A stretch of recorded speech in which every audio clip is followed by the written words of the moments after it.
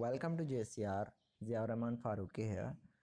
आज हम क्लास 8 के यूनिट 7 की ग्रामर सॉल्व करने जा रहे हैं इंग्लिश में माय डियर्स। और इसमें आज हम जो चीज़ पढ़ेंगे वो है सेंटेंस, फ्रेज़ और क्लास।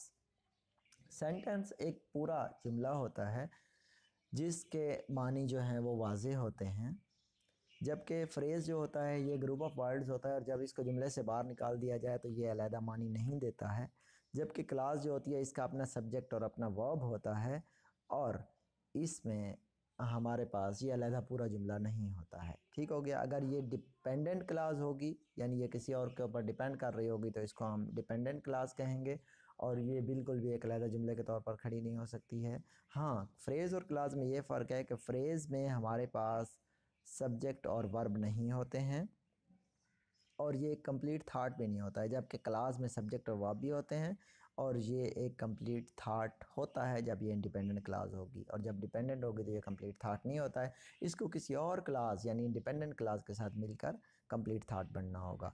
तो आज हम देखते हैं फ्रेज़ को। ठीक है जी। फ्रेजेस के पास ना ही सब्जेक्ट होता है और ना ही वर्ब होता है और ना इसी के पास प्रेडिकेट नहीं होता। चूँकि वर्ब नहीं होता तो इस वजह से प्रेडिकेट भी नहीं होता है और ये कभी कभी बहुत छोटे होते हैं और कभी कभी बहुत बड़े होते हैं। जैसे कि अगर आप देखो आफ्टर डिनर, अब ये फ्रेज़ है अलहदा जुमले में, जब इसको आप बाहर निकाल दो तो इसका कोई मानी नहीं है।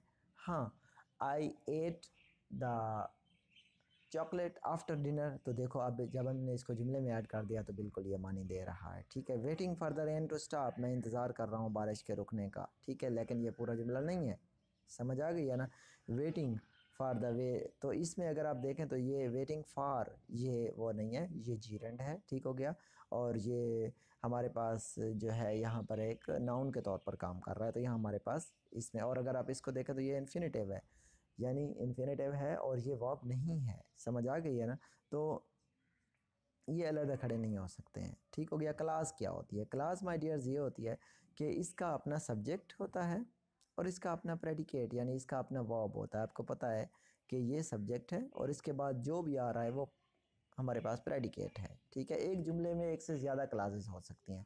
अगर आप इस जुमले को देखें तो it is cold in the classroom, ये एक क्लास है और दूसरी क्लास है but it is hot in the hall. ठीक है। तो अगर आप देखें तो ये सब्जेक्ट है और उसके बाद वाला ये सारा ऐसा प्रेडिकेट है, ये सब्जेक्ट है और बाद में सारा ऐसा प्रेडिकेट है और ये इसके साथ ये कंजंक्शन यूज़ हुई है। अब ये कंजंक्शन क्या कर रही है कि ये इस क्लास को डिपेंडेंट क्लास बना रही है। अगर आप इनको अलहदा बाहर निकालें तो वो कहता है it is cold in the classroom, ये एक कंप्लीट थाट है। But it is hot in the hall, ये एक कंप्लीट थाट नहीं है। तो ये हो गई डिपेंडेंट क्लास और ये हो गई इंडिपेंडेंट क्लास। ठीक हो गया। तो मूविंग नेक्स्ट हम देखते हैं कि सुबार्डिनेट क्लास वही है जिसको मैं डिपेंडेंट क्लास कह रहा था। उसकी मिसाल ये है कि ये व्हेन से स्टार्ट होती है या हु से स्टार्ट होती है। पीछे आपने देखा वो बट से स्टार्ट होती है। When the man broke into the house, this, तो इस जब यानी आदमी घर में घुसा तो हम कहते हैं यार कुछ मज़ीद बताओ, टेल मी समथिंग मोर, इससे हमें पूरी बात समझ नहीं आ रही है। तो ये हो गई डिपेंडेंट क्लास। ठीक है जी। इंडिपेंडेंट क्लास कैसे होती है? द डॉग बार्क्ड, अब ये एक पूरा आइडिया है यानी डॉग ने बार्क किया, कुत्ता भौंका। ठीक है जी। तो ये हमारे पास एक इंडिपेंडेंट क्लास है और जब ये दोनों क्लासेस आपस में मिलती हैं माय डियर्स तो ये देखो ये हो गई independent class, sorry dependent class, और जब ये एक इंडिपेंडेंट क्लास के साथ मिलती है तो फिर ये एक कंप्लीट सेंटेंस बनता है।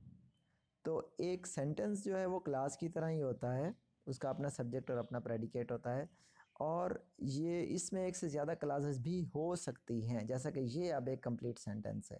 क्यों? क्योंकि ये इस कंप्लीट थाट के साथ मिला, एक इंडिपेंडेंट क्लास के साथ मिला, तो तब इसने हमें एक पूरे मानी दिए। मिसाल अगर आप देखो तो यहाँ पर है यू एट फिश, आपने मछली खाई। ठीक है। तो इस सेंटेंस में sentence can also combine multiple clauses या phrases to add additional information what is described. Clauses में be combined using conjunction and but और या कुछ और कंजंक्शंस भी हम यूज़ करके इनको ऐड कर सकते हैं। मिसाल अगर आप देखें he went to the dinner, वो रात के खाने के लिए गया।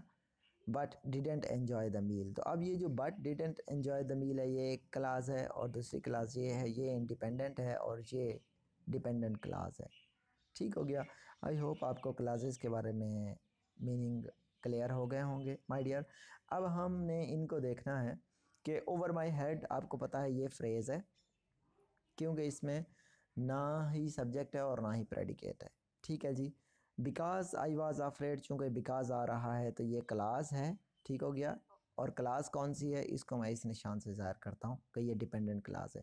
I didn't get very much sleep, ये भी क्लास है, और ये इसको इस निशान से ज़ाहिर करता हूँ कि ये इंडिपेंडेंट क्लास है। दैट नाइट फ्रेज़ है। ठीक है जी। आई न्यू व्हाट हैपेंड, मैं जानता था कि क्या हुआ है, तो ये हमारे पास इंडिपेंडेंट क्लास है। So that I could get some rest, तो सो दैट जो है ये इसको एक डिपेंडेंट क्लास बना रहा है।